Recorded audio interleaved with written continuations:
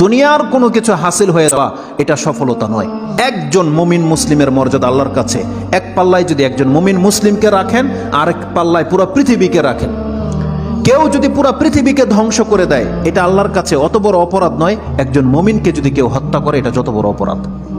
তাহলে একটা মানুষ তাওহীদের উপরে যারা আছে তাদের মান মর্যাদা এত, আল্লাহ বলছেন অতএব তারা যেন দুনিয়ার জন্য নয়, বরং তারা ওই পরকালে জাহান্নাম থেকে মুক্ত হয়ে যাওয়ার সেই রাস্তা যেন তারা অবলম্বন করে। কারণ সেই দিন যাকে জাহান্নাম থেকে শুধু বাঁচানো নয়, দূরে রাখা হবে। ওয়াউদখিলাল জান্নাহ, আর যাকে জান্নাতে প্রবেশ করিয়ে দেওয়া হবে, আল্লাহ বলছেন ফাকাদে ফাজ, এই হলো সফল কাম।